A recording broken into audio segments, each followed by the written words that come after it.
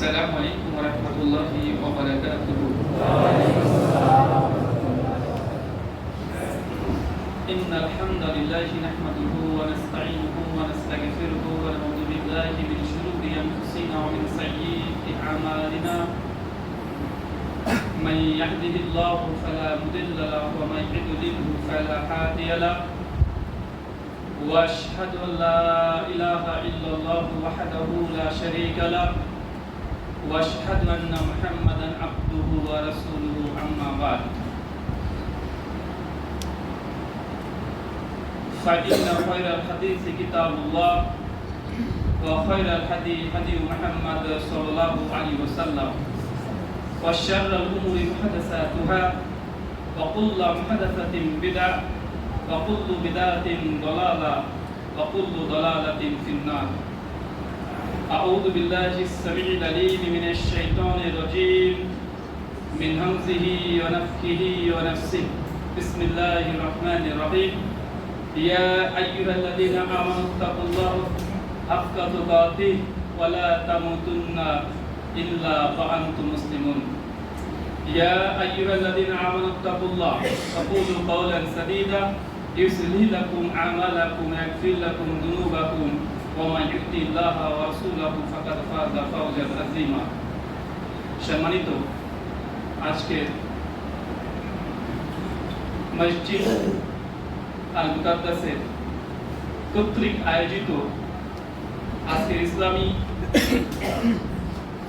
আলোচনা সভায় আপনারা যারা আজকে এখানে উপস্থিত হয়েছেন, মহান সত্তা আল্লাহ সুবহানাহু ওয়া তাআলার কাছে দোয়া এই প্রার্থনা, আল্লাহ সুবহানাহু ওয়া তাআলা আমরা মানুষ, আমরা কম বেশি ছোট বড় ভুল ত্রুটি বিচ্যুতি গুনাহ পাপ অন্যায় করে থাকি। আজকের এই আলোচনা সভার উসিলায় আমাদের পেছনে ছোট ছোট গুনাহগুলোকে তুমি ক্ষমা করে দাও, সবাই করি আমিন। মহান সত্তা আল্লাহ সুবহানাহু ওয়া তাআলার কাছে দোয়া এই প্রার্থনা, আল্লাহ সুবহানাহু ওয়া তাআলা গোটা বিশ্ব জগৎ আজ মুসলিম জাতি নির্যাতিত নিষ্পেষিত, তুমি আমাদেরকে এই নির্যাতন এবং নিষ্পেষণ থেকে সহজ এবং সরল পথে চলে পরিত্রাণ দান করে, সকলে করি আমিন।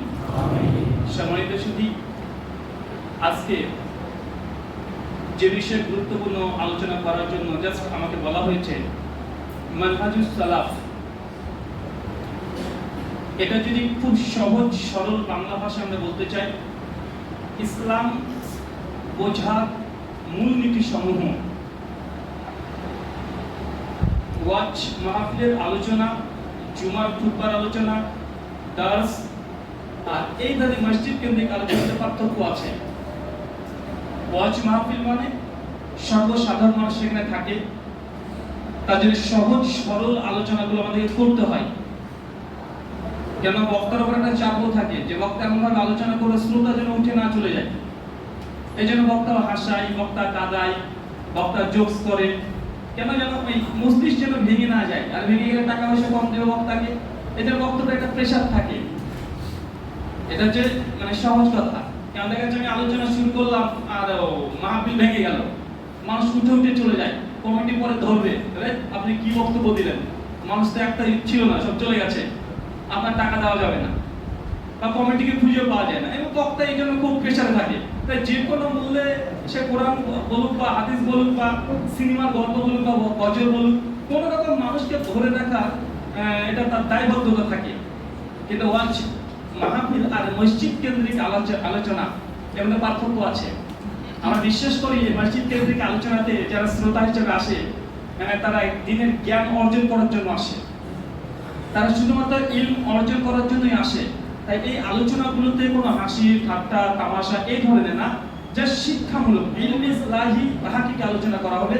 আর যারা এখানে আপাতত অবস্থান করছেন তাদের প্রত্যেককে বলবো, আলোচনা প্রত্যেকটা পয়েন্ট গভীর দৃষ্টিতে শুনতে হবে। যদি শোনেন, ইনশাআল্লাহ আমি বিশ্বাস করি মুসলিম উম্মার মধ্যে যত মতভেদ, মতনৈক্য, ইখতিলাফ দেখা যাচ্ছে, কিভাবে সমাধান করবেন সেই রাস্তা আপনাকে জাস্ট বলে দিব। এবং কেন মুসলিম উম্মার মধ্যে এত মতভেদ হয় এই জিনিসটা আপনি বুঝতে পারবেন। দেখেন, গোটা বিশ্ব জগতে আমরা মুসলিমরা মোটেই সংখ্যায় কম না, প্রায় 180 কোটি আমরা মুসলিমরা আছি গোটা বিশ্ব জগতে। হিন্দুরা আছে সর্বোচ্চ 120 কোটি হবে, গোটা বিশ্ব জগৎকে যদি তারা মেলে, সরি 120 কোটি নয় 110 কোটি হবে। আর খ্রিস্টানরা আছে প্রায় 220 কোটি। তো আমরা মুসলিমরা কি সংখ্যায় কম? 180 কোটি। গোটা বিশ্ব জগতে প্রায় 56খানা ইসলাম সংখ্যাগরিষ্ঠ দেশ আছে, যেখানে তাদের রাষ্ট্রীয় ধর্ম ইসলাম। এটা মোটেও কম বড় বিষয় নয়। কিন্তু তারপরে দুঃখজনক করে সত্য কথা, গোটা বিশ্ব জগতে সবচেয়ে ধর্মের কারণে বেশি মার খায় যে মানুষগুলো, তারা কিন্তু মুসলিমরাই। গোটা বিশ্ব জগতে সবচেয়ে যে ধর্মের মানুষরা নিজেরা নিজেদের সঙ্গে লড়াই করে এবং রক্তপাত বন্ধ করতে দ্বিধা করে না, এটাও কিন্তু মুসলিমরাই। অমুসলিমরা মুসলিমদের উপরে যতটা নির্যাতন করেছে, রক্তপাত যতটা করেছে, তার চাইতে দ্বিগুণ মুসলিমরা মুসলিমদের উপরে তরবারি ধরেছে, তারাই তাদেরকে রক্তপাত করেছে। দেখেন সিরিয়াতে মুসলিম, ইরাক, ইরান সবগুলো মুসলিম চলছে না ভাইজান? তার মানে বোঝা যাচ্ছে যে মুসলিম উম্মার সংখ্যা তেমন 180 কোটি হলেও আমাদের মধ্যে এত মতভেদ থাকার কারণে আমাদের সংখ্যাটা যৎসামান্য হয়ে গেছে। কেননা আমি মুসলিম, পাশের মসজিদ তারাও মুসলিম। এখন আমাদের সঙ্গে দ্বিমত আছে বিধায় আমি তার শত্রু, আমাকে কোনো চেনে না, দেখেনি, জানে না, কিন্তু শুনেছে যে আমরা এই আহলুল হাদিস বা আমরা মানহাজুস সালাফের পথ অনুযায়ী আমরা চলি, তাই ও দেখা আমার সবাই জানে না, কিন্তু গালি দেয়। আছে না ভাইজান? আছে। এটা আপনার ক্ষেত্রেও ঘটবে, মানে না দেখে গালি দেওয়া। যে নবী আলাইহিস সালাম প্রসঙ্গে সেই সময় কুরাইশের অনেকে চিনতো না, শুনেছে যে একজন ব্যক্তি এসে বলছে 360 মূর্তি চলবে না, একজন আল্লাহকে মানতে হবে। অনেক মানুষ শুনেছে, তার নাম নাকি মোহাম্মদ, এইভাবে শুনেছে। তো এরকম অনেকেই ছিল নবীকে না দেখে তাকে গালি দিত, ছিল না ভাইজান? তার মানে আপনাকে বুঝতে হবে মানুষের সেই 1400 বছর আগেকার চিন্তা চেতনার মানুষ এখনো বিদ্যমান আছে, থাকবে কিয়ামত পর্যন্ত। যখনই হকে দাওয়াত দেবেন, আপনার শত্রুপক্ষ দাঁড়াবে নিজের ঘর থেকে, পরিবারের মধ্যে থেকে। আল্লাহ নবীর সঙ্গে শত্রুতা কারা করেছিল? প্রথমে নিজের পরিবারের মধ্যে, একদম বাড়ির আশেপাশের মানুষ। কুরাইশ যে বংশে জন্মগ্রহণ করেছে নবী, সেই বংশ থেকে নবী আলাইহিস সালামের শত্রু, সবচেয়ে মজবুত শত্রু তারাই ছিল। আবু লাহাব, উতবা, সাইবা সবাই তারাই ছিল। তার মানে বুঝতে হবে শত্রুতা শুরু হবে ঘরের মধ্য থেকে। যখন আপনি হকের আলোচনা করবেন, হক কথা বলবেন, হকের উপরে থাকার চেষ্টা করবেন, বিরোধিতা আসলে ঘরের মধ্য থেকে ধৈর্য ধারণ করতে হবে। আল্লাহ নবীর সিরাতের মধ্যে এটা আমাদের মৌলিক শিক্ষা। নবীর সিরাত থেকে আমরা এটা মৌলিক শিক্ষা পাই। আজকে যে বিষয়ে গুরুত্বপূর্ণ আলোচনা করব মানহাজুস সালাফ, সালাফদের মানহাজ কি ছিল, অনেক বড় বিষয়। এই বিষয়টাকে যদি আলোচনা করতে যাই কয়েকটা পর্বে, কমপক্ষে 20 থেকে 30টা পর্বে আলোচনা হবে। কিন্তু এই সমস্ত আলোচনার সারাংশ আপনাকে বলবো, যেটা আমাদের সমাজের প্রয়োজন। যেমন মুসলিম উম্মার মধ্যে অনেক মানুষের মধ্যে দেখবেন আমাদের মধ্যে প্রবণতা আছে, একদম রিয়েল ঘটনা বলি। দেখছি আপনার বাবা মারা গেছে, আপনারা 2 ভাই, আপনার বাবা মারা গেছে। এক্ষেত্রে বাবা মারা যাওয়ার পরেই আপনি বড় ভাই, 7 দিন পার হয়ে যাচ্ছে, কোনো কথা বলছেন না। আপনার দেখবেন ছোট ভাই আছে বা মেজো ভাই আছে, সে আপনাকে এসে বলবে, বা গ্রামের প্রতিবেশী মানুষগুলো এসে বলবে, কি আব্বা মারা গেল, কিছু করবি না? মসজিদের হুজুর বাড়ির আশেপাশে ঘোরাঘুরি করবে, কি রে তোর আব্বা মারা গেল, কিছু করবি না? কি করবি না? কোরআন খতম দিবি না? বাপ মারা গেল, চল্লিশা করবি না? কবর জিয়ারত করে ওখানে সব রেশানি করবি না? কি রে তোর বাপের জমি ভাগ করে দিলি 3 দিনের মধ্যে, তোর বাপের নামে চল্লিশা করতে হবে, মানুষকে খাওয়াতে হবে, কোরআন খতম দিতে হবে, এগুলো করবি না? এখন আপনি বড় ভাই, কোরআন সুন্নাহ করে কোরআন হাদিস বুঝেছেন, আপনি বলছেন এগুলো করা যাবে না, এগুলো করলে গুনাহ হবে, এগুলোকে বিদআত বলা হয়। আর ছোট ভাই ও বলছে, কি বলিস, আরে ভালো কাজ, এগুলো তো ভালো কাজ, এগুলো কোনো বিদআত হবে কেন? 2 ভাইয়ের মধ্যে মতভেদ আছে না নাই? একজন বলছে করলে গুনাহ হবে, আরেকজন বলছে না করলে নেকি হবে, আর হুজুরও বলছে করলে নেকি হবে। এখন 2 ভাইয়ের মধ্যে মতভেদ লেগে যাচ্ছে। এখন এই মতভেদের সমাধান কি? আমরা সাধারণ যারা জ্ঞান নিয়ে চলাচল করি, আমরা বাহ্যিক দিকটা দেখি যে এই জিনিসটা তো ভালোই, অথবা এই জিনিসটাকে খারাপ বলতে হলে জিনিসটাকে খারাপ হতে হবে। কিন্তু উম্মাহ এটা বোঝে না যে কোনো কোনো সময়ে ভালো জিনিসটাও খারাপ হতে পারে। ধারাবাহিক পর্যায়ে আমি আলোচনা করতে থাকবো। শুধু জাস্ট ভূমিকা স্বরূপ আপনাকে বলে রাখি যে ভালো জিনিস দেখছেন, কিন্তু এটা যদি শরীয়ত মোতাবেক না হয় এই ভালোটাই খারাপ। একটা উদাহরণ দিয়ে বুঝতে পারবেন। চাচা, আমরা যখন রমজান মাসে তারাবির সালাত আদায় করি, বিতের সালাত ক রাকাত পড়ি? 3 রাকাত পড়ি। এখন এই 3 রাকাত বা 1 রাকাত যাই পড়ে, বিতের সালাত কি জামাতে পড়া হয় না? হয় কি হয় না? বিতের তো রমজান মাসে জামাতে পড়া হয়। এখন কেউ যদি জামাতে সালাত আদায় করে তো ভালো 27 গুণ নেকিও আছে। রমজান মাসে আমরা বিতের সালাতটাকে আমরা জামাতে পড়ছি। এখন ওই রমজান মাসের উপরে কিয়াস করে কেউ যদি 11 মাস আজকে যদি বলে যে বিতের সালাতকে জামাতে পড়বো, তার বছর নামাজ পড়বে? হ্যাঁ, কি বলছেন? জামাতে নামাজ পড়া ভালো কাজ নয়? জামাতে নামাজ পড়া ভালো কাজ কি খারাপ কাজ? ভালো কাজ। এখন যদি আপনি কোরআন হাদিস ঘাটেন, বিতের সালাত যে জামাতে পড়া জায়েজ, এই দলিলটি আপনি পাবেন না? আপনি অবশ্যই পেয়ে যাবেন যে আল্লাহর নবী রমজান মাসে তিনি কি করেছেন? বিতের সালাত জামাতে পড়েছেন। এখন এই রমজান মাসে জামাতে বিতের সালাত আদায় করার খাস এই হুকুম, এখন কেউ যদি বলে কে বলেছে জামাতে বিতের পড়া যাবে না, এই দেখো হাদিস আছে, যে ওই হাদিস যদি এখানে ফিট করে দেয় আমল করা যাবে। কিন্তু আমরা এই ভুলটাই করি, আমরা বারংবার এই ভুলটাই করি। মানে হাদিস আমরা পেয়ে গেছি একটা, আমরা বলছি না না আমল করা যাবে, নিজের বুঝটাকে বড় মনে করছি। কিন্তু কোরআন বা সুন্নাহ, কোরআন বা হাদিস থেকে যখন দলিল গ্রহণ করবেন, সেই সময় নিজের বিবেককে প্রাধান্য দিতে হবে না। আল্লাহর নবী যখন যে কাজটা যেভাবে যতটুকু করেছেন, তখন সেই কাজটা সেইভাবে ততটুকু করাটাই এটাই সুন্নাহ। এর যদি 19-20 হয়ে যায় তখন হয়ে যাবে বিদআত। যদিও আমলটা ভালো, তবে সেই আমলটা আর গ্রহণযোগ্য হবে না। আর একটা উদাহরণ দিয়ে বুঝতে পারবেন। আমরা সকলে জানি দুরূদ পড়ার ফজিলত অনেক না চাচা? সেই মুসলিমের হাদিস, কেউ যদি নবীর প্রতি একবার দুরূদ পড়ে, আল্লাহ আসমান থেকে ওই ব্যক্তির জন্য 10 বার রহমত বর্ষণ করেন। ওই ব্যক্তির আমলনামায় 10টা নেকি লিখে দেন। ওই ব্যক্তির আমলনামাতে 10টা গুনাহকে আল্লাহ সুবহানাহু ওয়া তাআলা ক্ষমা করে দেন। আমরা এই হাদিস জানি না ভাইজান? সকলে জানি। তাহলে বোঝা গেল দুরূদ পড়া অনেক গুরুত্বপূর্ণ ইবাদত। দুরূদ পড়লে গুনাহ মাফ হয়, আর দুরূদ কেউ যদি পড়ে তার আমলনামায় নেকিও যুক্ত হয়ে যায়। আর দুরূদ পড়লে আল্লাহ সুবহানাহু পক্ষ থেকে রহমত অবতীর্ণ হয়। হাদিস দ্বারা প্রমাণিত, একদম সহিহ হাদিস, টাটকা ঝকঝকে। এখন এই হাদিসটাকে সামনে রেখে এখন আমি আমার মতো বুঝলাম যে দুরূদ পড়া যেহেতু এতই ফজিলত, তখন শুরু করলাম বালাগালুল্লাহ বিকামালিহি। আচ্ছা না ভাইজান? এখন বলছে এটা পড়া বেদাত। তো হুজুর বলে কি বলে দুরূদ পড়া বেদাত? আরে কোরআনে আছে, আল্লাহ কোরআনে বলেছে ইয়া আইয়ুহাল্লাযীনা আমানু, হে বিশ্বাসীগণ, ইন্নাল্লাহা ওয়া মালাইকাতাহু ইউসাল্লুনা আলান নবী ইয়া আইয়ুহাল্লাযীনা আমানু সাল্লু আলাইহি ওয়া সাল্লিমু তাসলিমা। সূরা হাজরের 56 নম্বর আয়াতে সব আল্লাহ নবীর উপরে দুরূদ পড়ে, আর ওয়াহাবীর বাচ্চা বলছে নবীর প্রতি দুরূদ পড়া নাকি বেদাত। ওখানে তো কোরআনের আয়াত পড়েছে, পড়েনি ভাইজান? আবার বলছে যে না, আল্লাহ তো বলছে যে নবীর প্রতি দুরূদ পড়ো, নবীর উপরে সালাম দাও, এটা কোরআনের আদেশ। আর এরা বলছে দুরূদ পড়া যাবে না, বিদআত। বা নবীকে দাঁড়িয়ে ইয়া নবী সালাম আলাইকা, আছে না ভাইজান? যখন তারা করছে আমরা বলছি পড়া যাবে না, ওরা বলছে দেখো নবীর প্রতি সালামও দিতে দেয় না।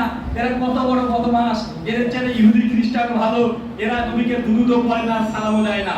সমস্যা কোথায় জানেন? সমস্যা এটা নয়, কোরআনের আয়াত যেটা কোট করেছে ঠিকই বলেছে, অনুবাদ যেটা করেছে সেটাও ঠিক বলেছে যে নবীর প্রতি দুরূদ পড়তে হবে, সালামও পড়তে হবে। কিন্তু আমাদের প্রশ্ন, আপনি যে বালাগালুল্লাহ বিকামালিহি পড়ে দিলেন, তো এটা তো একটা কবিতা। শেখ সাদি রাহিমাহুল্লাহ একজন ফারসি কবি, তিনি একটা নবীর শানে কবিতা লিখেছে। যেমন কবি কাজী নজরুল ইসলাম বাংলা ভাষায় নবীর শানে অনেক কবিতা লিখেছে, অনেক কবিতা তিনি লিখে গেছেন। এখন এই কবিতা যখন আপনি দুরূদ হিসাবে পড়ছেন, আমাদের অবজেকশন, অভিযোগ, এতরাজ এখানে যে এটা তো দুরূদই না, তুমি দুরূদ পড়ছো তাই। আমরা নবীর শানে দুরূদ পড়ি না, প্রতিদিন আমরা দুরূদে ইব্রাহিম পড়ছি। এখন এই মজলিসে আসার পরে কমপক্ষে 20 বার দুরূদ পড়া হয়ে গেছে।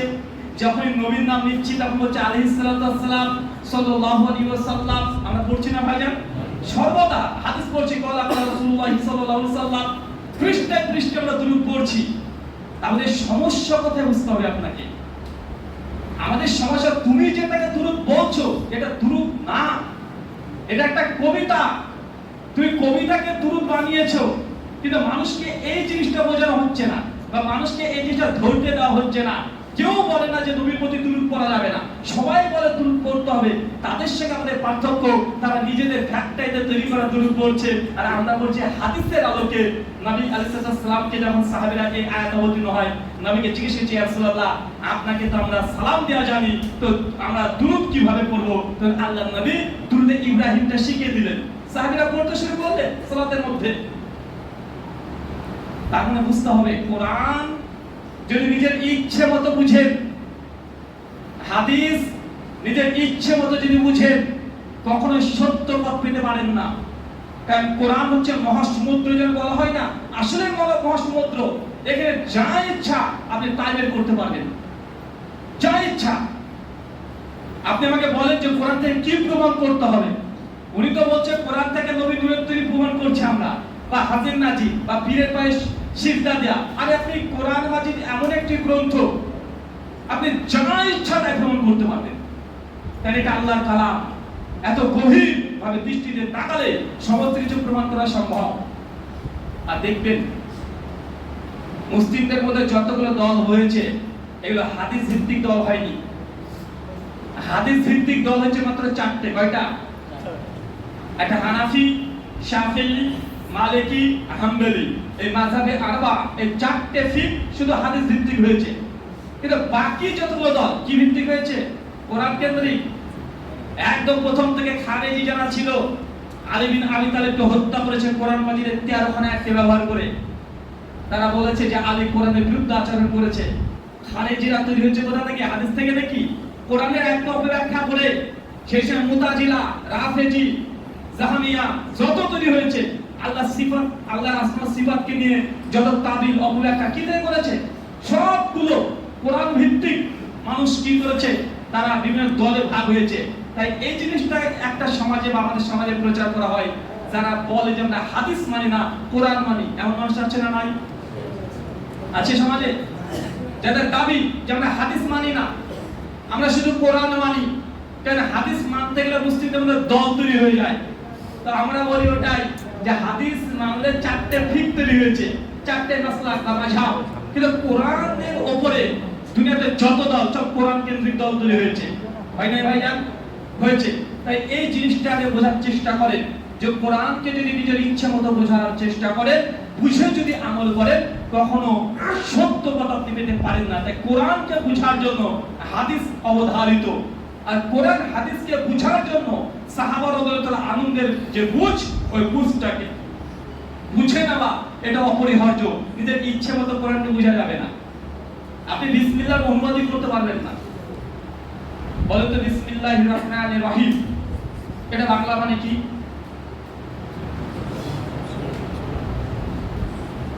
জোরে বলেন একজন। শুরু করছি আল্লাহর নামে, যিনি অসীম করুণাময়, পরম দয়ালু। এটাই তো বাংলা মানে নাকি? আচ্ছা, এটাই যদি বাংলা মানে হয়, কোরআন কার কিতাব? আল্লাহর কিতাব। কার কিতাব? কালামুল্লাহ, আল্লাহর কালাম। কোরআন কে দিয়েছে? আল্লাহ দিয়েছে, আল্লাহর কালাম। তো আল্লাহ বলছে বিসমিল্লাহির রহমানির রহিম, শুরু করছি আল্লাহর নামে। তো আল্লাহরই তো কিতাব, আল্লাহরই কালাম, আল্লাহই বলছে। তো আল্লাহর কোন আল্লাহর নামে শুরু করলো?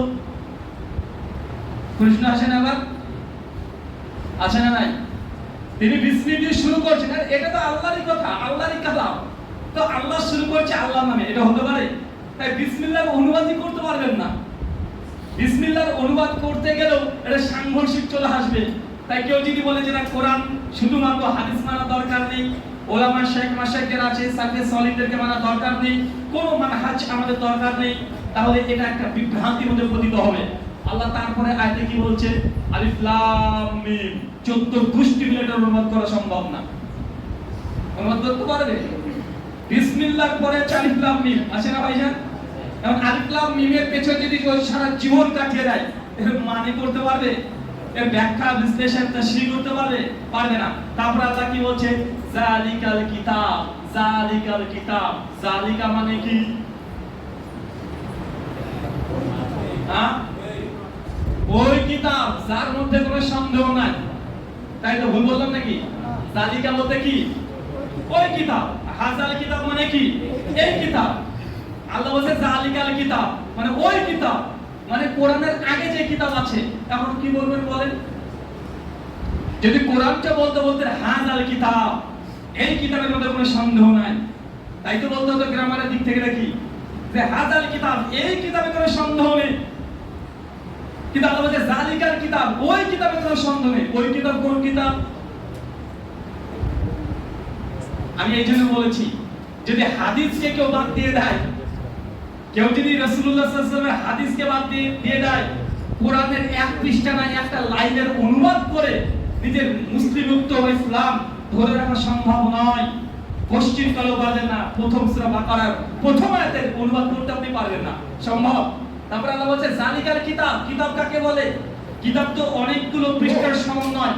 তো আল্লাহ কি কোরআনকে কি ধপ করে আকাশ থেকে নামিয়ে দিয়েছে না আয়াত দিয়েছে? আল্লাহ নবীর জীবদ্দশাতে কোরআন মাজিদ কি কিতাব আকারে বাইন্ডিং ছিল? ছিল না। ওসমান বিন আফফান তিনি কিতাব আকার দিয়েছে, কিন্তু কোরআন কেন বলছে জালিকাল কিতাব? এটা কিতাব তো ছিলই না, বিভিন্ন জায়গায় লিখিতভাবে ছিল। আপনাকে বলে বিভ্রান্ত করতে চাচ্ছি না।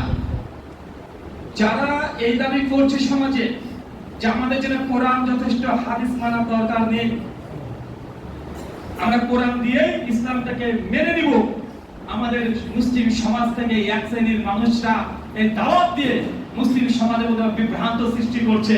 এই জন্য মানহাজুস সালাফ, সালাফদের মানহাজ, সালাফদের বুঝ, এটা বুঝে নেওয়াটা এটা অপরিহার্য। নচেত আপনি কোরআনের কোনো অনুবাদ বা ব্যাখ্যা তাশরীহ কিছু করা সম্ভব নয়।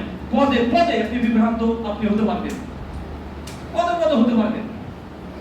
দেখেন কাদিয়ানি যারা আছে, তারা গোলাম মির্জা আহমেদ কাদিয়ানিকে নবী প্রমাণ করে কোরআন থেকে। এবং কেউ কোরআন থেকে কোনো দলিল দিল মানে এটাকে গ্রহণ করে নিয়ে যাবে? নিয়ে যাবে?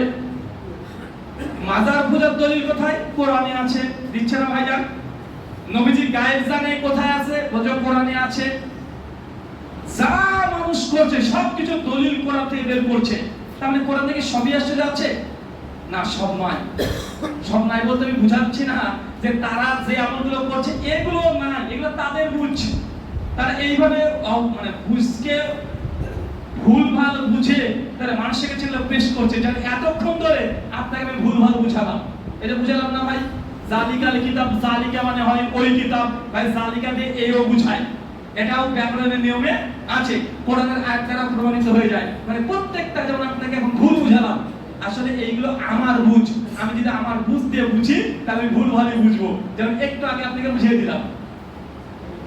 আচ্ছা, পৃথিবীতে যতগুলো নবী রাসূল এসেছে, সূরা আলে ইমরান খুলবেন 144 নম্বর আয়াত। আল্লাহ বলছেন ওয়ামা মুহাম্মাদুন ইল্লা রাসূল ক্বাদ খালাত মিন ক্বাবলিহি রাসূল।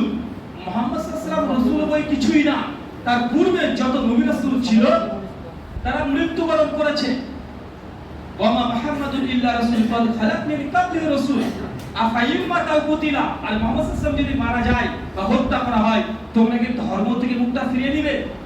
সহজ এটার অনুবাদ যে আল্লাহর নবী যে রাসূল ছাড়া কিছু না, তার পূর্বে যত নবী রাসূল এসেছে তারা মারা গেছে, আল্লাহর নবী তিনিও মৃত্যুবরণ করবে। সহজ অনুবাদ। এখন সহজ প্রশ্ন আমার যদি করি আপনাকে, আল্লাহর নবীর পূর্বে যত নবী রাসূল ছিল তারা মারা গেছে, তো আমাদের নবীর পূর্বে ঈসা নবী ছিল কি ছিল না? এখন এই আয়াত দিয়ে যদি আমি বলি যে ঈসা নবী তাহলে মারা গেছে, কিন্তু ঈসা আলাইহিস সালাম মারা গেছে নাকি? না, জীবিত আছে। জীবিত আছে, আসমানে আছে তো নাকি? এখন আপনি যদি এই আয়াত থেকে যদি দাবি করে বলেন যে না অতএব ঈসা আলাইহিস সালাম এই আয়াত থেকে প্রমাণিত, কারণ আমাদের নবীর পূর্বে সমস্ত নবী মারা গেছে, আমাদের পূর্বের নবী তো ঈসা নবী, তো উনিও মারা গেছে, ভাই দাবি করা যাবে না? এটা হচ্ছে আমার বুঝ, কার বুঝ? এটা আমার বুঝ, কিন্তু এই বুঝটা সঠিক নয়। কেন সঠিক নয়? কারণ আমি শুধু কোরআনকে নিজের মতো এটা বুঝে আপনাকে বুঝাচ্ছি। কিন্তু এই বুঝটা যখন হাদিসের সামনে নিয়ে আসবেন, আল্লাহ নবীর হাদিসে মুবারকাতে অনেক জায়গাতে আছে ঈসা আলাইহিস সালামকে আল্লাহ সুবহানাহু ওয়া তাআলা মৃত্যু তিনি দেননি, কোরআনও আছে ওমা কাতালুহু ওমা সালাবুহু ওয়ালাকিন শুব্বিলাহুম, যে তারা ঈসাকে হত্যা করেনি, ক্রুশও দেয়নি, বরং তাদের মধ্যে বিভ্রান্তি হয়েছে। সূরা নিসা 157 নম্বর আয়াতে স্পষ্ট আল্লাহ নবী বলেছেন যে কিয়ামতের আগে ঈসা নবী আবার দুনিয়াতে আসবেন, আসমান থেকে তিনি নেমে আসবেন, তিনি দাজ্জালের ফিতনাকে তিনি রদ করবেন, পুরুষকে তিনি ভেঙে ফেলবেন, শুকরকে হত্যা করবেন, মুসলিম উম্মাহকে একটা প্ল্যাটফর্মে নিয়ে আসবেন, ইসলামী খিলাফা আবার প্রতিষ্ঠা করবেন। হাজার হাজার হাদিস আছে। হাদিস যদি বাদ দিয়ে দেন, ঈসা রাসূলকে মৃত্যু মনে করতে হবে। আমি এরকম আপনাকে কয়েকশো বলতে পারবো শুধু কোরআনের আয়াত থেকে। আপনাকে এটা বুঝালাম মানহাজুস সালাফ, সালাফদের মানহাজ যদি আপনি গ্রহণ না করে নিজে নিজে মাতব্বারি করে কোরআন হাদিস বুঝতে যান, তাহলে ভুল করবেন নিশ্চিত, একদম নিশ্চিত। তার জন্য আল্লাহ সুবহানাহু ওয়া তাআলা তিনি আমাদেরকে একদম নির্দিষ্টভাবে বলে দিয়েছে ইসলামটাকে কিভাবে মানবো, ইসলামের প্রতি ঈমান আমাদের কিভাবে থাকবে। সূরা বাকারা 37 আল্লাহ বলছেন ফাইনা আমানু বিমিসলি মা আমানতুম বিহি ফাতাদিল্লা দাও, যদি তোমরা তাদের মতো ঈমান আনো তবে তোমরা হেদায়েত প্রাপ্ত হবে। কি বললেন আল্লাহ সুবহানাহু ওয়া তাআলা? আল্লাহ যে ফাইনা আমানু, যদি তোমরা তাদের মতো ঈমান আনো, তাদের বলতে কাদের বোঝাচ্ছে? সাহাবাদের মতো। আল্লাহ এখানে একদম বেঁধে দিয়েছে যে ঈমান আপনার মতো আনলে হবে না। আপনার মতো মনে গেল আপনি ঈমান নিয়ে চলে আসলেন, জি না, ঈমান নিয়ে আসতে হবে। আল্লাহ এখানে একদম বেঁধে দিয়েছে ফাইনা আমানু, যদি তোমরা তাদের মতো ঈমান আনো তবে তোমরা হেদায়েত প্রাপ্ত হবে। শুধু ঈমান নিয়ে এসেছেন, আল্লাহ আছে, নবী আছে, রাসূল আছে, কিতাব আছে, এটার নাম শুধু ঈমান নয়। খ্রিস্টানরা বিশ্বাস করে আল্লাহ আছে, নবী ঈসাকে তারা বিশ্বাস করে, মুসাকে তারা বিশ্বাস করে, আসমানি কিতাবকে তারাও বিশ্বাস করে, করে না ভাইজান? তারা সবকিছু বিশ্বাস করে, তাদেরকে মুমিন বলবেন না? ঈমান আনতে হবে কাদের মতো? সাহাবা রাদিয়াল্লাহু আনহুম যেভাবে ঈমান এনেছে, আল্লাহ বলছে তবে তোমরা হেদায়েত প্রাপ্ত হবে, নচেত হেদায়েত প্রাপ্ত তোমরা না, যতই দাবি করুক। তাই এখান থেকে বোঝা যায় কোরআন বা হাদিস বুঝার এক প্রথম মানদণ্ড হচ্ছে সাহাবা রাদিয়াল্লাহু আনহুরা কিভাবে বুঝেছেন। চলে একটা উদাহরণ দিয়ে বুঝতে পারবেন। সহিহ বুখারী কিতাব হাদিস নাম্বার 45, আল্লাহ নবী সাহাবী ওমর ইবনুল খাত্তাব 23 হিজরিতে মৃত্যুবরণ করে। কোন সাহাবী বলেন তো? নাম শোনা লাগছে না?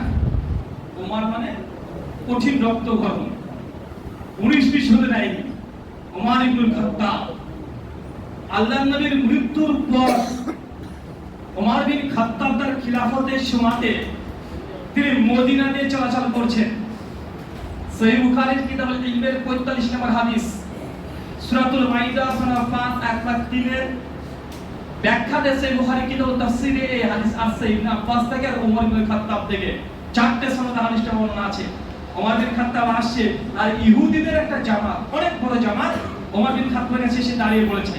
এসে বলছে, ওমর, তোমাদের কোরআনের মধ্যে এমন এক আয়াত আছে, এই আয়াত যদি আমাদের ইহুদিদের উপরে অবতীর্ণ হতো, তাহলে তাওরাতে অবতীর্ণ হতো, তাহলে সেই দিনটাকে আমরা ঈদের দিন হিসাবে ঘোষণা করতাম। কথা বুঝতে পারছেন? আলোচনা কঠিন হচ্ছে না? আমার কথা বুঝতে পারছেন না? কারা কারা বলেন তো? বুঝতে পারেন না? জি, আমি কি প্রশ্ন করলাম? বলেন কারা কারা বুঝতে পারছেন না তারা হাত তোলেন। ওমর ইবনুল খাত্তাবকে কারা বলছে বলেন তো? ইহুদিরা। কি বলছে? বলছে, ওমর, তোমাদের এই কোরআনে এমন এক আয়াত আছে, এই আয়াত যদি আমাদের ইহুদি জাতির উপরে আসতো, মানে তাওরাতে আসতো, ওই দিনটাকে আমরা ঈদের দিন হিসাবে গ্রহণ করে নিতাম। ওমর ইবনুল খাত্তাব অবাক হয়ে ইহুদি আলেমকে বলছে, সেই দিন মানে সে এক কোন আয়াত? ইহুদি আলেম তাফসীর মায়দা 3 নম্বর আয়াত পাঠ করে শোনাচ্ছে, আল ইয়াউমা আকমালতু লাকুম দীনাকুম, আজকে দিন ইসলামকে আমি আল্লাহ সম্পূর্ণ করে দিলাম। ইহুদি আলেম বলছে, এই আয়াত যদি তাওরাতে আসতো, আমরা ওই দিনটাকে ঈদের দিন হিসেবে ঘোষণা করতাম।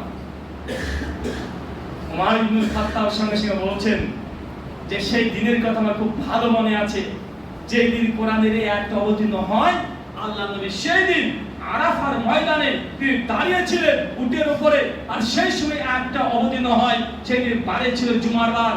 জুমাবার মানে আল্লাহ সুবহানাহু ওয়া তাআলা এই আয়াতটা এমন ভাবে দিয়েছে একসঙ্গে দুইটা ঈদের দিন, মানে আরাফার দিন এটাও ঈদের দিন আর জুমা এটাও একটা ঈদের দিন। হাদিসের ভাষাতে জুমা ছোট ঈদ নয়। ওমর ইবনুল খাত্তাব সমস্যা ইহুদিকে বলছে, আরে তুমি তো বলছো ঈদের দিন ঘোষণা করতা, আরে আল্লাহ এমন দিনে এই আয়াতটাকে অবতীর্ণ করে দিয়েছে, আরাফার দিন এটাও ঈদের দিন, আবার জুমার দিন এটা বারের হিসাবে এটাও ঈদের দিন। তার মানে বোঝা গেল কোরআনের আয়াতকে নিয়ে নিজের মতো বুঝে তৃতীয় ঈদ ঘোষণা করা এটা কোনো মুসলিম মুমিনদের কাজ নয়, বরং এটা ইহুদিদের লক্ষণ। কাদের লক্ষণ? দেখেন ইহুদিরা এই আয়াত পেয়ে তারা খুশি, বলে এই মানে আমাদের পুরো আসলে আমরা ঈদের দিন ঘোষণা করতাম, আমরা ঈদের দিন ঘোষণা করতাম। ওমর বিন খাত্তাব বলছে, ওমর বিন খাত্তাব তিনি নিজের তরফ থেকে তৃতীয় করে ঈদের দিন ঘোষণা করেছেন। কথা বলেন করেছে? করেনি। তৃতীয় ঈদ কারা তৈরি করতে যাচ্ছে কোরআনকে উপেক্ষা করে? যারা ইহুদিরা। সহিহ বুখারী স্পষ্ট হাদিস। কিন্তু আমাদের সমাজে আছে না ভাই জানি সবচেয়ে বড় ঈদ নবীজির আগমন, শুভেচ্ছা, স্বাগতম, একদম রিয়ালি বের করছে, পারলে ডিজে বাজায়, অনেক জায়গাতে ডিজেও বাজিয়েছে। আমি নিজেই রেকর্ড করেছিলাম গত 2 বছর আগের ভিডিও। আমি মালদাতে যাচ্ছিলাম প্রোগ্রামের উদ্দেশ্যে, তো 12 রবিউল আউয়াল ভাগ্যে আমার পড়ে গেছে রাস্তাতে, সকালবেলা দেখছি বড় লাইন, ডিজে বাজছে রীতিমতো, কাওয়ালি গান বাজছে, দুমদাম করে ডিজে বাজছে। ওরা বলছে যে ঈদে মিলাদুন নবী যে সমস্ত ঈদেরও ঈদ, মানে সবচেয়ে বড় ঈদ। সুনান আবু দাউদ 4511 নম্বর হাদিস। আল্লাহর নবী আলাইহিস সালাম বলছেন, মদিনাতে একদিন চলাচল করছেন আর কিছু সাহাবীদেরকে দেখছেন, কিছু বর্ণনা কিছু ইহুদি তারা দেখছে যে সেদিন সিয়াম রোজা পালন করছে। নবী জিজ্ঞাসা করছেন যে তোমরা আজকে কেন রোজা পালন করছো? ওরা বলছে মুসা আলাইহিস সালাম এই দিন ফিরাউনের কবল থেকে আমাদের ইহুদি জাতিকে রক্ষা করেছিল, তাই খুশিতে আমরা সিয়াম পালন করছি। কি পালন করছি? সিয়াম পালন করছি। এই দিনটা আমরা ঈদ হিসাব, খুশি আমাদের ঈদের দিন আমাদের, এই জন্য সিয়াম পালন করছি, মানে রোজা পালন করছি। আল্লাহ নবীর সঙ্গে সঙ্গে সে বলছে, আরে মুসা তোমার ভাই, তোমাদের চাইতে আমারই হক বেশি, অতএব আমি এই 9 তারিখে সিয়াম রাখছি, আর আগামী বছর যদি বাঁচি তাহলে 10 তারিখ এই দিনকে আমি হাদিসের মধ্যে 10 তারিখে প্রথম, আর তারপরে 9 তারিখে তিনি ঘোষণা করেছেন, পরের বছর তিনি আর মানে বাঁচেনি, তার আগে মৃত্যু চলে এসেছে। মানে হাদিস থেকে প্রমাণ হয় বা বোঝা যায় আল্লাহ নবী এরপরে সাহাবীদেরকে বলছেন যে জাহিলিয়াতের যুগে যতগুলো ঈদের দিন ছিল সমস্তগুলোকে বাতিল ঘোষণা করলাম, আর উম্মার জন্য 2টা ঈদের দিন দিলাম, একটা ঈদুল ফিতর, একটা ঈদুল আযহা। কয়টা ঈদ? কয়টা? 2টা। তো তৃতীয় একটা ঈদের দিন চলছে কি চলছে না? কিভাবে বলেন তো ভাইজান? এটা তারা কোরআন থেকে দলিল দেবে, বলে কোরআনে আছে। আরে আল্লাহ মিলাদুন নবী পালন করেছে, বক্তা বলছে যে আল্লাহ নিজে করেছে মিলাদুন নবী পালন। আরে নবী নিজে মিলাদুন নবী পালন করেছে, সাহাবীরা করেছে, আবু বকর করেছে, ওমর করেছে, আল্লাহ নাকি মিলাদ করেছে। কেন?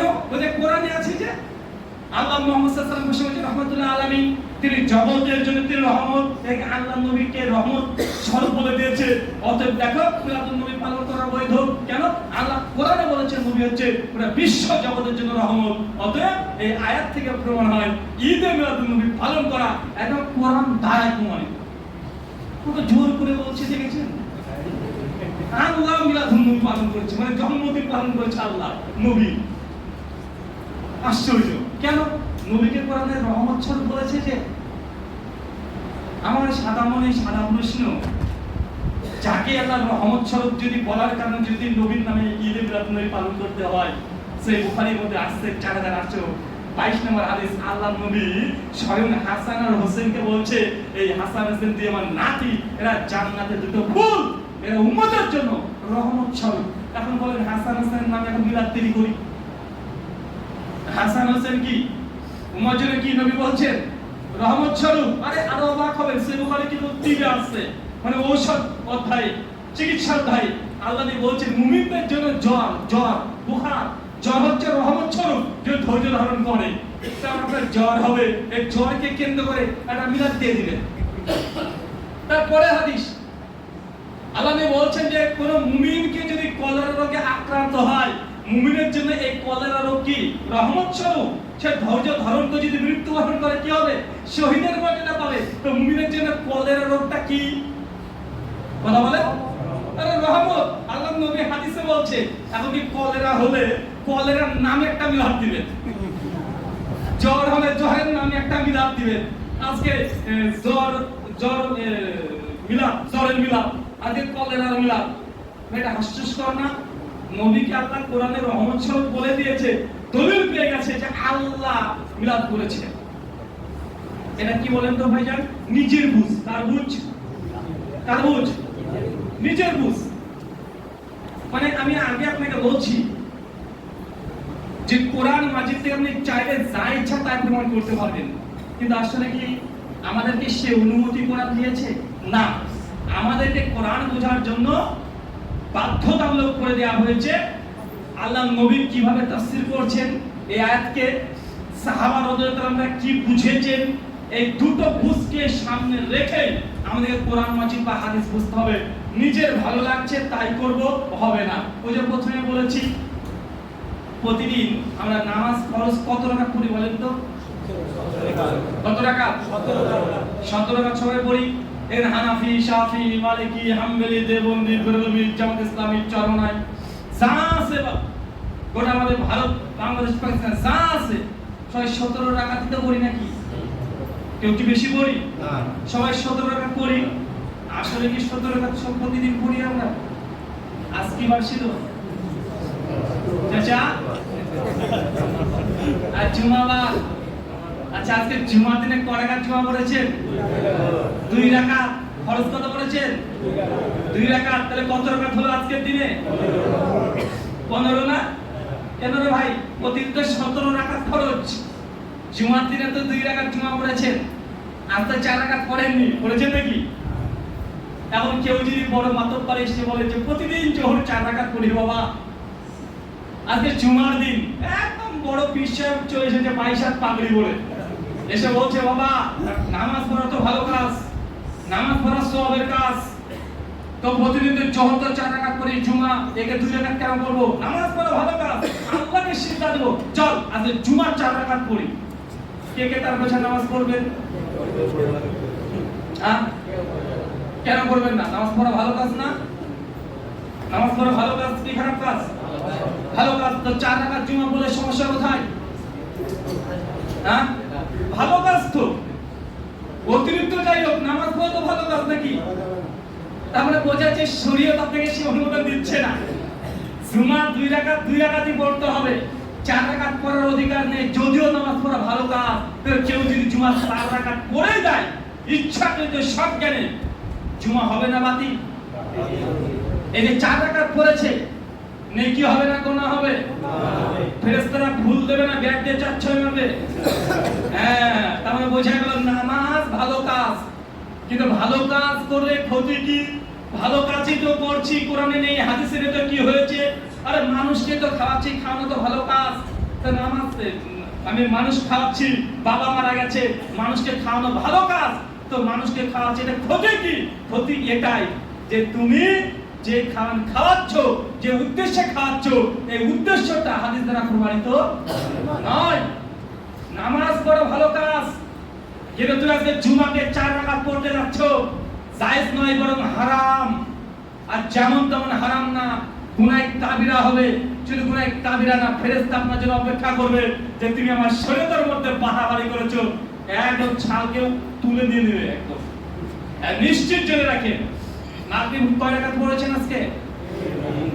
এখন যদি কেউ মাতব্বরি করে বলে জোহর পড়লাম 4 রাকাত, আসর 4 রাকাত, এশা পড়ব 4 রাকাত, মাগরিব বেটা তুই গেলে 3 হবি, তোকেও 4 পড়ে দিলাম, কি হবে? 4 রাকাত যদি কেউ মাগরিব পড়ে, সালাত হবে না বাতিল? আচ্ছা, 1 রাকাত নামাজ যখন পড়েন সিজদা কয়বার দেন? 2 বার না? রুকু কয়বার দেন চাচা? রুকু দিতে ভালো লাগে না? তো ভালো লাগলে 2 বার দেবেন। হ্যাঁ, রুকু দেওয়া ভালো কাজ না? আল্লাহ যে রাকাইন, তোমরা রুকু করো বেশি বেশি, আল্লাহ যে বেশি বেশি রুকু করো। এখন বেশি বেশি রুকু করো তো একটা রুকু বেশি হবে নাকি? আপনি এক রাকাতে নামাজ পড়ছেন, দুইবার সিজদা দিচ্ছেন, ভালো কথা, অন্তত রুকুটা দুইবার পড়েন। এখন কেউ যদি ভালো কাজ রুকু করা দুইবার করে রুকু করি, তাহলে নামাজ হবে? তখন আপনাকে আমি এতটুকু বুঝালাম যে ভালো কাজ বেশি করাটা ভালো না। ভালো কাজ কিভাবে ভালো? নবী যতটুকু করেছে অতটুকুই ভালো। ওর যদি একটু বাড়িয়ে দেন তবুও খারাপ, যদি কমিয়ে দেন তবুও খারাপ। কেন? শরীয়ত এটা ওহী নির্ভর। নবী এনেছেন যতটুকু অতটুকুই ভালো, এর চেয়ে ভালো আর ভালো থাকে না, ভালোটাই খারাপ হয়ে যায়। যেমনটা আপনাকে এক দুটো আমি উদাহরণ দিলাম। আচ্ছা, আজকে আজান কে দিয়েছেন মসজিদে? মসজিদ কে আছেন? আজান কে দিয়েছেন? আজান হয়নি নাকি রে ভাই? কে দিয়েছেন? ফেরেশতা এসে কি পালিয়ে গেছে নাকি? হাঁটু দিয়েছেন, বসেন তো ভাইজান। আচ্ছা, আজান যখন স্যার দিয়েছেন আপনি, আজানের শেষ বাক্য কি দিয়ে শেষ হয়েছে? আশহাদু আল্লা ইলাহা ইল্লাল্লাহ, তাই তো? না আপনারা অন্য কিছু বলেন? এটাই তো নাকি? আচ্ছা, এই যে আশহাদু আল্লা ইলাহা ইল্লাল্লাহ দিয়ে আযানকে শেষ করলো, এটা কালেমায়ে শাহাদাতের অর্ধেক হলো না সম্পূর্ণ হলো? হ্যাঁ, অর্ধেক না? এদের কালেমায়ে শাহাদাত অর্ধেক পড়লো, আশহাদু আল্লা ইলাহা ইল্লাল্লাহ, তারপর তো হবে ওয়া আশহাদু আন্না মুহাম্মাদুর রাসূলুল্লাহ। কিন্তু বলে নাকি পৃথিবীর কোনো আযানে এই আশহাদু আন্না মুহাম্মাদুর রাসূলুল্লাহ দিয়ে বসে পড়ে আযান শেষ করে? এখন কেউ যদি কোনো যদি আশিকে রাসূল দাঁড়িয়ে বলে যে রে বাপ রে বাপ, এটা তো খেয়াল করিনি, আরে আযান শেষ হচ্ছে কালেমায়ে শাহাদাতের অর্ধেক দিয়ে, আরে আশিকে রাসূল, আমি আশিকে রাসূল, আজ থেকে মসজিদ থেকে ঘোষণা করা হবে আযান শেষ হবে আশহাদু আল্লা ইলাহা ইল্লাল্লাহ, এরপরে বলতে হবে ওয়া আশহাদু আন্না মুহাম্মাদুর রাসূলুল্লাহ, এটা দিয়ে আযান শেষ করতে হবে। এই ফতোয়া কেউ যদি দিয়ে দেয়, ওই মসজিদে আযান হবে? হ্যাঁ, হয়ে যাবে। আপনি মনে করছেন যে তাদেরকে ভাগ করে দিতে পারে? মানে তাদের দ্বারা অসম্ভব কিছু নেই, মানে খুব আপনার বিশ্বাসী হয়ে যাবে। উনি মোটেও খারাপ বলেনি, মানে আমি পয়েন্টটা বলে দিলাম, তারা যদি থাকে বলে তাই তো আসলে হুজুর ঠিকই বলেছে, কালেমায়ে শাহাদাতের অর্ধেক আজানে বললাম, এরপরে গোটাটাই দিয়ে দিবে। কিন্তু কেউ যদি দেয়, ভাই এটা জায়েজ হবে না। কেন বলেন তো ভাইজান? আরে নবী আমাদেরকে এতটুকু শিখিয়েছে, কোরআনুল কারীম হাদিসে মুবারাকা সাহাবা রাদিয়াল্লাহু আনহুরা এইভাবে আযান শিখিয়েছে। আর কেউ যদি আশিকে রাসূলের দোহাই দিয়ে কালেমায়ে শাহাদাতের গোটাটা পড়তে চায়, আযান হবে না বাতিল? আযান বাতিল। এতটুকু যদি বুঝতে পারেন চাচা, আমাদের সমাজে যত ফিতনাগুলো আছে না, অটোমেটিকই সমাধান হয়ে যাবে, অটোমেটিক একদম। কিন্তু আমরা বুঝতে চাই না, আমাদের আবেগ। ও তাহলে এত পাপ তো পুরো ভিতরে পুরো আসলো যে তারা কেউ বুঝতো না, এটা কি সাধারণ মানুষ বলে না ভাইজান? এবং শেষ কথা কিছু পাচ্ছে না, তখন বলছে আরে বাপের নামে 40 খানা বিদআত, মানে কবরে মানুষকে যখন নিয়ে যাচ্ছে আমরা কাঠ পরিবর্তন করছি 40 কদম না, কত করে আপনাদের এখানে? 40 কত করে রে ভাই? কাঠ পরিবর্তন করে না, মানে এই যে কবর কেন্দ্রিক যতগুলো বিদআত সমাজে প্রচলিত আছে, এখন এগুলো বলছে যে বাপ দাদা পূর্বপুরুষ ধরে করে আসছি সগরাতের হালুয়া রুটি, আর তুমি বলছো বেদাত। তাহলে কি আমার বাপ দাদার সব ভুল ছিল নাকি ভাই? এমন কথা বলে না? আল্লাহ কোরআনে বলছে সূরা বাকারা 170 নম্বর আয়াত, সূরা মাইদা 104 নম্বর আয়াত, ওয়া ইযা কিলা লাহুম তাআলু ইলা মানজালাল্লাহ ওয়া ইলা রাসূল। যখন এই কাফেরদেরকে আল্লাহ নবীকে বলছে, আল্লাহ করেন ওহী অবতীর্ণ করে বলছে যে যখন তাদেরকে আল্লাহ নবী বলতেন আসো আল্লাহ যা অবতীর্ণ করেছেন তার দিকে, ওয়া ইলা রাসূল এবং রাসূলের দিকে, তখন তারা বলে হাসবুনা মা ওয়াজাদনা আলাইহি আবানা। তখন তারা বলে আরে আল্লাহ কি অবতীর্ণ করেছে, রাসূল কি নিয়ে এসেছে দেখার দরকার নেই, আরে আমরা তো ওতেই খুশি, ওতেই সন্তুষ্ট। কিসে বলে সন্তুষ্ট? ওয়া আবানা, আমার বাপ দাদাকে যেই পথে পেয়েছি ওটাতেই খুশি। কোরআন হাদিসে কি আছে দেখার আমার দরকার নেই। কথা আমার না আল্লাহ। সূরা বাকারা খুলে দেখেন এখনই 170 নম্বর আয়াত, সূরা মাইদা 4 নম্বর আয়াত আল্লাহ এইভাবে বলছে ওয়া আবা আনা, তখন তাদের একটাই জবাব হবে যে আমাদের বাপ দাদাকে যেই পথে পেয়েছি ওটাই আমাদের জন্য যথেষ্ট, কোরআন হাদিস আমাদের দেখা দরকার নেই। এটা শেষে আবু জাহেল, আবু লাহাব, উতবা, সাইবা যত বদমাইশ ছিল সবগুলো এই কথা বলেছে। আরে বাপ দাদা তিনটে ষাটের মূর্তি পালন করে এসেছে আর মোহাম্মদ এসে বলছে একটাও চলবে না, হয় নাকি তাই? আমার বাপ দাদা কি ভুল বলেছিল নাকি? হ্যাঁ, কয়দিন আগে দেখলাম মোহাম্মদ ও ছাগল চড়াচ্ছে, নাউজুবিল্লাহ মিন জালিক, বাপ নাই মা নাই, ওয়ানার তোকে আমি খাইয়েছি আমি পড়িয়েছি, এখন বলছে আমাদের দেবতা থেকে চলবে না। দেখবেন এলাকার কিছু মানুষ এইভাবে আপনাকে বলবে। আরে কয়দিন আগে দেখলাম দাঁড়িয়ে চেঁচে ঘুরে বেড়াচ্ছে, খুব হাজির মাটা হয়েছে নাকি?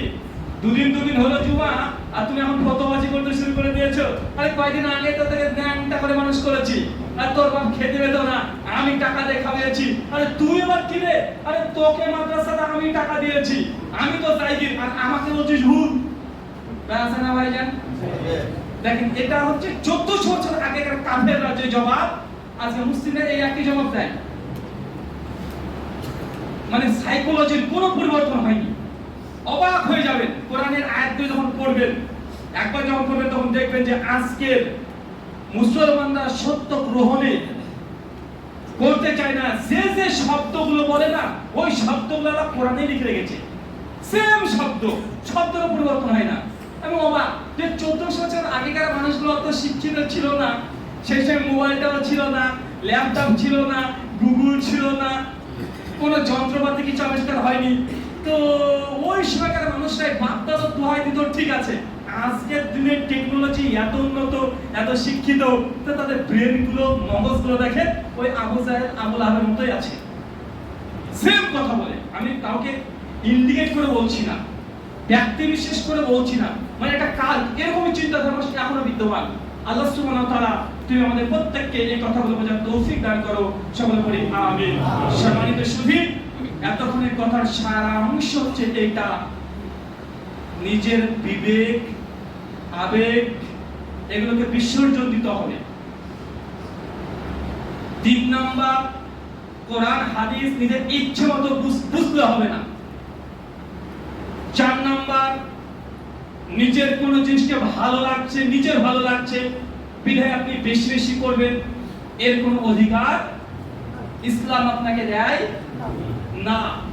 5 নাম্বার পয়েন্ট আরেকটা বলবো, মনে রাখবেন যে কোনটা ভালো কোনটা খারাপ এটা নির্ধারণ করবে একমাত্র আল্লাহ সুবহানাহু ওয়া তাআলা। কে?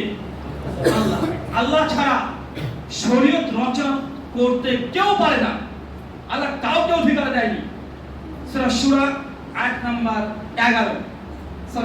21 আল্লাহ বলছেন আম লাহুম শুরাকাউ শারাউ লাহুম মিনাদ-দ্বীন মা লাম ইয়াদাম বিহিল্লাহ, তাদের মধ্যে কি এমন কোন উপাস্য আছে, দেবতা আছে যে তারা নিজেদের জন্য শরীয়তকে তৈরি করে দেয়, নিজেরা নিজেদের শরীয়ত রচনা করে, আমল তৈরি করে, মা লাম ইয়াদাম বিহিল্লাহ, অথচ আমি আল্লাহ তাদেরকে এই অধিকার আমি আল্লাহ দিই নাই।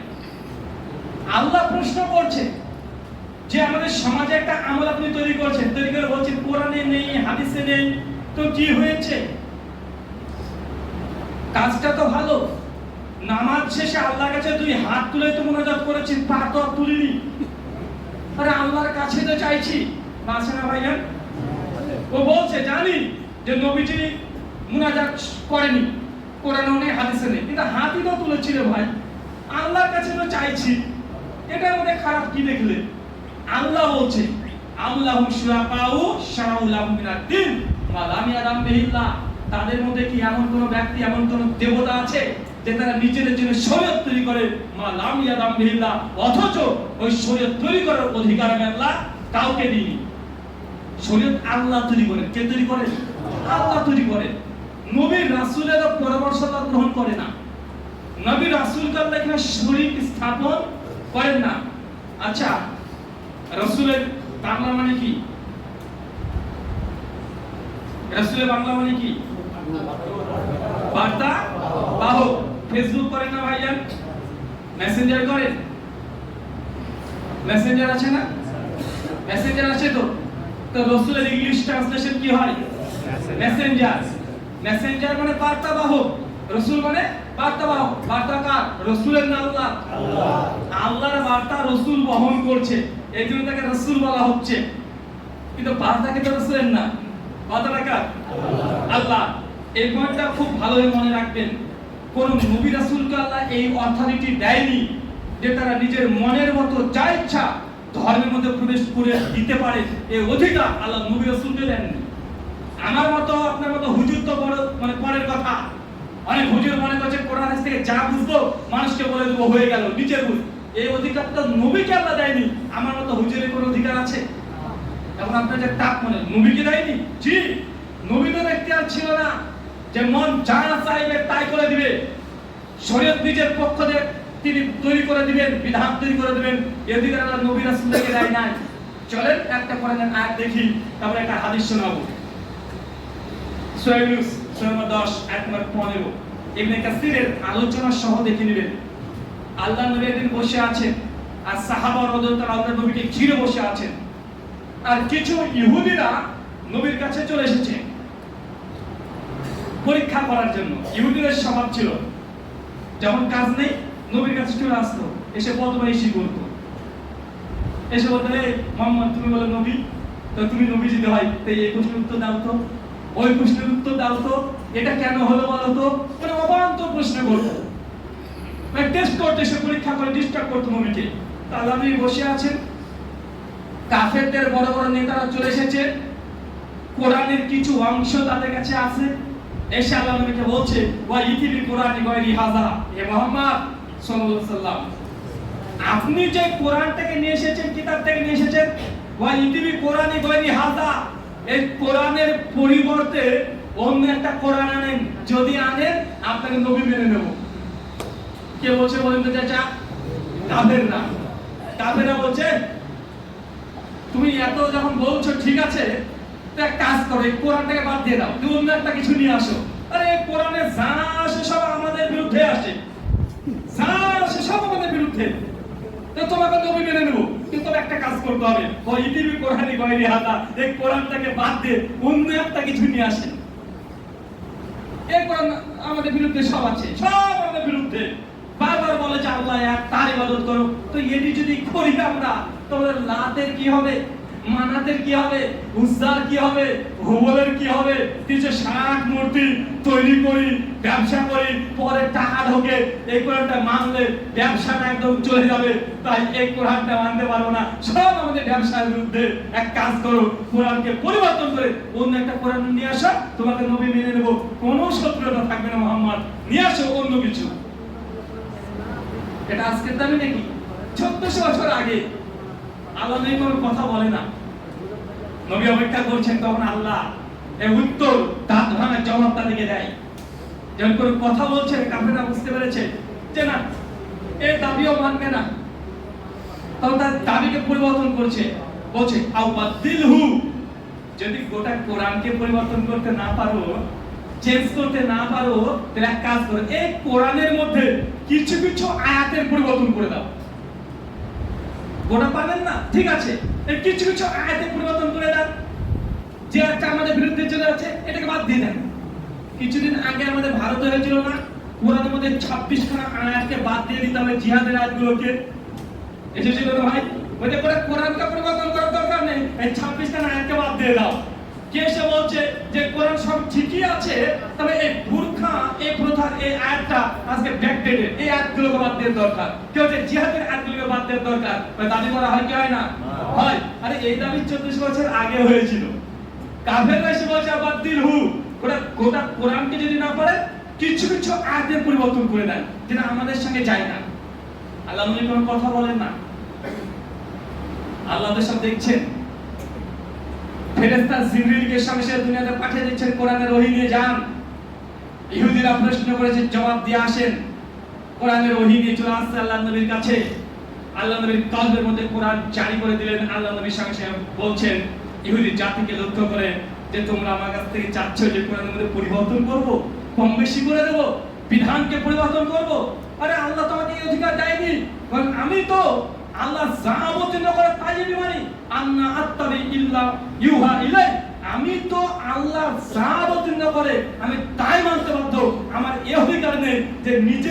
করে কোরআনের মধ্যে বাড়া অথবা কমাবো, আমার অধিকার এটা নেই। সো ইউনুস 1:15 নবী কি বলছেন যে আমি কম বেশি করে অধিকার আমার নাই। আরে আমি তো আল্লাহ যে কোরআন অবতীর্ণ করে সেটা মানতে আমি নিজেই বাধ্য। আল্লাহ 5 ওয়াক্ত নামাজ মুমিনদের উপরে ফরজ করেছে, নবীর জন্য কি সাবসিডি 2 ওয়াক্ত দিয়েছে নাকি? আরে নবীর জন্য 6 ওয়াক্ত, আরে বেশি আছে কম নেই। কথা বুঝতে পারছেন না ভাইজান? আমাদের জন্য সাহারি আছে, আমাদের যখন সিয়াম পালন করে সাহারি আছে না ভাইজান? যেটা নবী সামনে বিশাল পালন করতেন সাহারি না করে। আরে নবীদের জন্য এটা কঠিন আছে, সহজ নেই। নবীর জন্য কি আছে? এটা কঠিন আছে, সহজ নেই। তো আল্লাহ নবীকে আল্লাহ বলে দিতে বলছে, বলেন আপনি তো আমার ওহী মানতে বাধ্য, আপনি যে কম বেশি করে ইখতিয়ার দাবি করছে। তাহলে এই আয়াত প্রমাণ করে যে নবীদেরকে আল্লাহ শরীয়ত যে নিজের ইচ্ছে মতো বাড়াবে অথবা কমাবে ও অধিকার বা অথরিটি আল্লাহ কোন নবীকে রাসূলকে দেয়নি। তা আমি আপনি হুজুর আমরা কিভাবে বলছি এটা কোরআনে নেই, হাদিসে নেই, তবে এটা বেদাতে হাসানা আর সিল মেরে মানুষকে বেদাতে হাসানা করা উচিত। আচ্ছা না ভাইজান? ভালো কাজ, সমস্যা কি? কোনো সমস্যা নেই। বাপ মারা গেছে 40 খানাতে, কোনো সমস্যা নেই। জানি তো সমস্যা নেই। সমস্যা থাকলে কি হুজুরে করতো? কারণ হুজুর বাপ মারা গেলে হুজুরও খুশি হয়। দেখে যে বাপ মারা গেছে, বাহ, যেহেতু আপনার বাপ মারা গেছে না, হুজুর আপনার বাড়ির পেছনে শুধু ভন করে ঘুরে বেড়াবে, মাসি যেমন ঘুরে, আর মুখখানে কালো করে ঘুরে বেড়াবে, কাঁদো কাঁদো ভাব, মনে হচ্ছে ওরই বাপ মারা গেছে। আর আপনি শুধু বাপ দেখ, সবাই বাপ মরে, সবার বাপ মারে, কষ্ট করে কান্না করে লাভ নাই, বাপের জন্য কিছু কর, এটা বাপ পাবে। তো হুজুর কি করবো? বলছে তোর বাপ কি কোরআন কখনো খতম দিয়েছে রে? বলছে না হুজুর, আপা তো কোরআন পড়াই জানতো না। বলছে ইন্না লিল্লাহ, তোর বাপ কোরআন পড়া জানতো না? এক খতমও দেয়নি চিন্তা অবস্থায়? না হুজুর দেয় নাই। তো কি করতে হবে? তো কোরআন এখন বসিয়ে দিতে হবে। বলে না ভাইজান? বলে হুজুর আমার আপা তো কোরআন পড়া জানে না, আমিও জানি না, তো কিভাবে এই কোরআনকে বসিয়ে দেবো? বলে তুই টেনশন করিস না, তোর আপা তোমার ছোটবেলাকার বন্ধু, এক কাজ কর, আমি গত রমজান মাসে 3 বার কোরআন খতম দিয়েছি, আমার স্টকে আছে একদম 3 বার কোরআন খতম দিয়েছি, আমার স্টকে আছে। তুই যদি চাস তোর আব্বার নামে একটা বক্সিয়ে দেবো। তো হুজুর দেন তাহলে? আচ্ছা হ্যাঁ দিতে তো হবে। আচ্ছা তো হাদিয়া। হুজুর এখন কোরআন কি করবে? অদৃশ্য কোরআন হুজুর বলেছে, আর ওই স্টকে আছে, মানে অদৃশ্য দেখতে পাবে না, সেল একদম সাজানো আছে কোরআন হুজুর পরে রেডি করে রেখে দিয়েছে। কেউ বলবে টুক করে বের করে হুজুর ফুক করে উড়িয়ে দেবে, মানে একদম ওয়াইফাই, দেখা যাবে না। বুঝতে পারছেন না ভাইজান? একদম ওয়াইফাই ডিজিটাল হুজুর, এখন ডিজিটাল। এখন আর আমি আছি এটা আধুনিক হুজুর, আপনারা ডিজিটাল মোবাইল এখন ঝাড়ফুক দেয় না ভাইজান, মোবাইলে দেখেছেন কি একদম মোবাইলে দিচ্ছে ঝাড়ফুক। তো হুজুর যখন বলেছে ঠিক আছে রে এক কাজ কর, দিস তোর আব্বা বন্ধু মানুষ, আমার তো কোরআনটা পড়তে প্রায় অনেক সময় লেগেছে, কষ্ট তো হয় বুঝতে পারছিস, দিস 2000 টাকা দিস। 1500 টাকা নিয়ে আচ্ছা ঠিক আছে যা 1500 টাকা দিস। হুজুর এখন কি কি মনে মনে বলে টুক করে একদম নাম্বার সেভ করে দেবে, তোর আব্বা নাম চলে গেছে যা। ভাই এটা মানুষ না ভাই, আমার বললো বিশ্বাস করে নিল। আছে না সমাজে? আছে না ভাইজান? এগুলো কমপ্লিটলি সম্পূর্ণভাবে ব্যবসা, সম্পূর্ণ ব্যবসা। হুজুররা সাধারণ মানুষকে ভয় দেখিয়ে তাবিজ বিক্রি করে, মানে আমাদের কথা আমরাই বলছি, এটা আপনি একটু রাগ করিয়েন, এটা আমাদের কথাই বলছি। মানে আপনার বাপ মারা গেলে আমি বেশি খুশি হই, কেন? বাপ মারা গেছে মানে পকেটের টাকা আমার ঢুকবে। প্রথমে যে 40 খানা একটা তো বড় খানা আছে, 3 দিনের মিলাদ, 7 দিনের মিলাদ, 11 দিনের মিলাদ, খুব খুশি আমরা হুজুররাও খুশি, আর হিন্দুদেরকেও মানে নাপিতরাও খুশি হয়। নাপিত ভাবছে তোর বাপ মারা গেছে, তো 14 গোষ্ঠীকে নাড়া করে দেবো এবার, মানে নেড়া করে টাকা দেবে। বাসে না ভাই ও দেখবেন নাপিত সকালবেলা উঠে শুধু কান খাড়া করে দেখে যে কোথায় বলো হরি বলি বল, মানে শুনতে পেলে ওই নাপিত দেখবেন ওর বাড়ি আসলে ঘোরাঘুরি করছে, দেখেন না ভাইজান, দেখবেন ঘোরাঘুরি করছে কেন? ও এখন অর্ডার নিবে টাক করা। মানে এটা আমাদের সমাজের মানে একদম সমস্যা, মানে যে সমস্যা এটা জাস্ট আপনাকে বললাম। তো এই আয়াত থেকে প্রমাণ হয় কোন নবী রাসূলকে আল্লাহ ইখতিয়ার দেয় না যে শরীয়তের মধ্যে কিছু বাড়াবে অথবা কমাবে। একটা হাদিস বলি, সহিহ বুখারী কিতাবুস সালাত হাদিস নাম্বার 349, বিখ্যাত ঘটনা সকলে জানেন। আল্লাহর নবীকে যখন আল্লাহ মিরাজ করালেন, আসমানে চলে গেলেন নবী, জান্নাত দেখছেন, জাহান্নাম দেখাচ্ছে, ফেরেশতা জিবরাইলের নেতৃত্বে আল্লাহর সঙ্গে কথোপকথন করে তিনি ফিরে আসছেন 6 নম্বর আসমান। নবী মূসা আলাইহিস সালাম দাঁড়িয়ে আছে, আল্লাহ নবী চলে আসেন। তবে মূসা আলাইহিস সালাম আমাদের নবীকে বলছেন যে কি আবার রাসূলুল্লাহ, আল্লাহ আপনার উম্মতকে কি দিয়েছে বলেন তো? আমাদের নবী খুশি মনে বলছেন যে ফারাজা খামসুস সালাতান, আমার আল্লাহ আমার উম্মতের জন্য 50 ওয়াক্ত নামাজ দিয়েছে। কত ওয়াক্ত? কোথাকার দুনিয়ার না, কিন্তু একদম আসমানের। কার সঙ্গে কথা চলছে? ওই মুসা আলাইহিস সালাম আর আমাদের নবী। আল্লাহ নবী হাসি মনে খুশি মনে বলছেন ফারাজা খামসিন সালাতান, আমার উম্মতের জন্য আল্লাহ 50 ওয়াক্ত নামাজ দিয়েছে।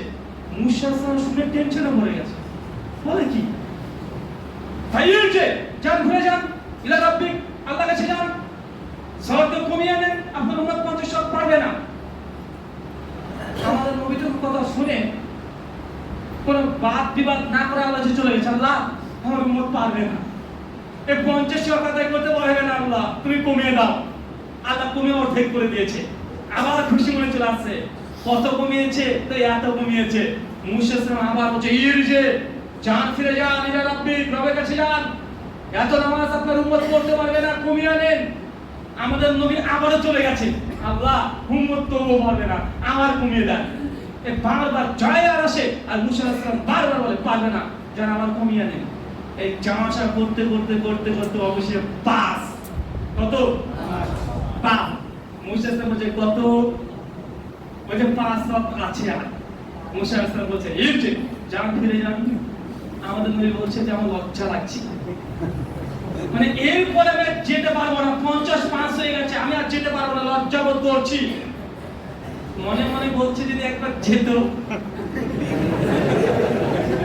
আরে একবার যদি যেত তাহলে একদম কাজ হয়ে যেত আমাদের। মানে 5 মুসা আলাইহিস সালাম তাও কনফিডেন্স নিয়ে বলছে যে উম্মত তবুও পারবে না, আরেকবার যান। আরেকবার গেলে 5 হয়তো একবার দুই এসে দাঁড়িয়ে যেত, মানে মাগরিব, পাকওয়াল খুশি, প্রতিদিন একবার নামাজ পড়বো, তাহলে সব নামাজি হয়ে যেত। একবার সপ্তাহে জুমাতে একবার, এরকম হলে ভালো হতো না ভাইজান? তাই মনে হচ্ছে নাকি?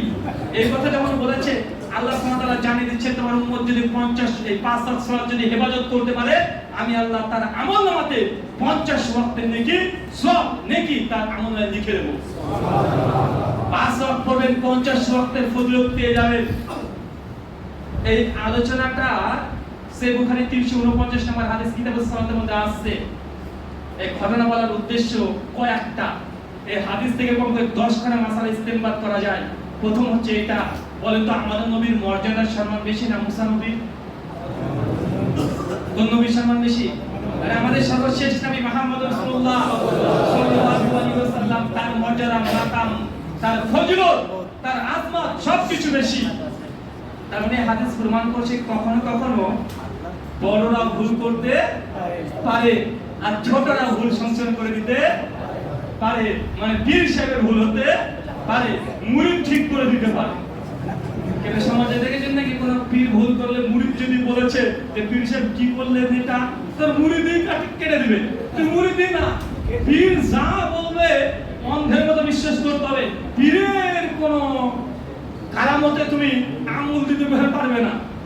আচ্ছা না ভাইজান, যে কামেল পীরের আদেশ পাইলে যদি কামেল পীর বলে যে তুই মদের বোতলটা দিয়ে জায়নামাজকে ভিজিয়ে ফেল, তারপর জায়নামাজে পড়ে দাঁড়িয়ে নামাজ পড়, তবু একজন মুরিদকে মানে বলদকে ওই কাজ করতে হবে। মানে মুরিদকে আমি বলদ বলি, খারাপ মনে করবেন না, কেননা এটা স্পষ্ট লেখা আছে বেদে মারিফত পৃষ্ঠা নম্বর 15। আকারে এইসব খ্রিস্টানদের বই, চিশতিয়া তরিকার বই, কাদরিয়া তরিকার বই, তারা এই কথা লিখে রেখেছে যে পীর সাহেব যদি কোনো মুরিদকে যদি বলে যে তুই এক কাজ কর, মদ জায়নামাজের মধ্যে একদম চুবিয়ে দে, যে দাঁড়িয়ে নামাজ পড়, পীর যদি অনুমতি করে আদেশ দেয় কোনো প্রশ্ন ছাড়াই ওইভাবে নামাজ পড়তে হবে, তবে তুমি কামেল একজন মুরিদ হয়েছো। কামেল মানে পূর্ণ একটা বলদ হয়েছো। কথা বুঝতে পারছেন না ভাইয়া? মানে এরকম কথা লিখে রাখছে। এই আয়াত প্রমাণ করে যে বড়রা ভুল করতে পারে, ছোটরা সংশোধন করে দিতে পারে। এই হাদিস থেকে আরেকটা প্রমাণ পাওয়া যায়। এই হাদিস প্রমাণ করছেন নবী আলাইহিস সালাম তিনি আলিমুল গায়ব নন। আমাদের সমাজে বলে না নবী আলিমুল গায়ব, বলে কি বলে না? বলে তো সমাজে আছে না যে নবীকে সমস্ত আলিমুল গায়ব দাবিদার। এই হাদিস বলছে যে না, নবী আলিমুল গায়ব না। কিভাবে? নবী যদি আলিমুল গায়ব হতেন তা আল্লাহ যখন 50 ওয়াক্ত নামাজ দিয়েছেন, তো নবী ওই 50 কে আল্লাহ বললেন আল্লাহ নামাজ কমিয়ে দেন, তিনি না বলে তিনি নিয়ে চলে আসছেন। আসছে না ভাইজান?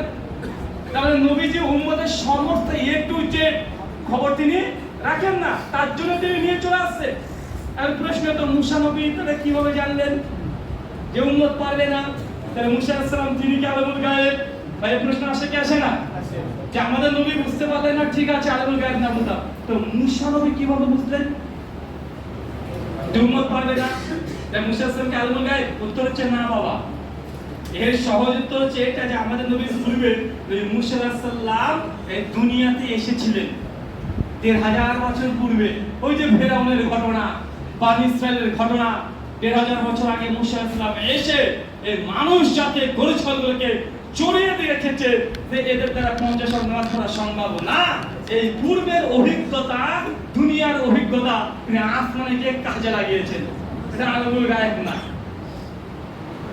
লাস্ট পয়েন্ট, এই হাদিস প্রমাণ করে কোন নবীকে আল্লাহ ইখতিয়ার দেয়নি যে শরীয়তের মধ্যে কিছু বাড়াবে বা কমাবে। যদি অধিকার থাকতো আসমানে নবী মুসা আমাদের নবী দুজনে একসাথে পরামর্শ করছে যে আল্লাহ 50 ওয়াক্ত নামাজ দিয়েছে, আল্লাহ চাই কমিয়ে নিয়ে আসেন। তো নবীদের যদি অথরিটি অধিকার থাকতো এই ইবাদত বাড়াবে বা কমাবে, তো বারবার আল্লাহর কাছে যাওয়ার কি দরকার ছিল?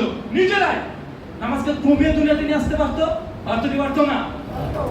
পারেনি। বারবার আল্লাহর কাছে যেতে হচ্ছে। কেন? কারণ এটা শরীয়ত, এটা ইবাদত, নবীদের অধিকার নেই। যা ইচ্ছা ইবাদত বানিয়ে দিবে, ইবাদতের মধ্যে বাড়াবে বা কমাবে এই অধিকার নবীদের নেই। বিধায় বারবার আল্লাহর কাছে যেতে হয় যে আল্লাহ নামাজ কমিয়ে দেন। ইবাদত হবে আল্লাহর জন্য। আল্লাহ কতটুকু ইবাদত নেবেন এটা আল্লাহই বলে দিবেন, এটা আপনার উপরে ছেড়ে দেয় না। এই সহজ বিষয়টা বুঝতে পারেন না? ইবাদত কি কাকে খুশি করার জন্য করেন? আল্লাহকে খুশি করার জন্য। তো আল্লাহ কতটুকু ইবাদতে খুশি আল্লাহকে বলবে না? কোন ইবাদতে আল্লাহ খুশি আল্লাহকে বলে দেয় নাই? দিয়েছে। সেটা কার মধ্যে? নবীদের মাধ্যমে। তো নবী যতটুকু দিয়েছে অতটুকু করেন, আল্লাহ ওতেই খুশি হয়। বেশি বাড়াবাড়ি করে যদি অতিরিক্ত করতে যান তাহলে আল্লাহ খুশি তো দূরের কথা, আপনার ইবাদতকে বাতিল ঘোষণা করা হবে। কেন? শরীয়তের উপরে আপনি মাতব্বরি করছেন। 50 ওয়াক্ত নামাজ নবী কমিয়ে একা একা পাস করতে পারে না, বরং আল্লাহর যতক্ষণ না পরামর্শ, আল্লাহ যতক্ষণ না এটাকে কমে দেয়, নবীদের অধিকার থাকে না এই ইবাদতের মধ্যে বাড়াবে অথবা কমাবে। আমার আপনার মতো হুজুরদের কি অধিকার আছে যেটা কোরআনে নেই, হাদিসে নেই? তো কি হয়েছে, তুই করো, কোনো সমস্যা নাই, এই কথা বলা। দেখেন বাবা, এই ছোট্ট আপনাকে অসুল বললাম, এই অসুলের উপরে বেস করে সমাজের মধ্যে যতগুলো কুসংস্কার আছে প্রত্যেকটাকে আপনি দেখেন।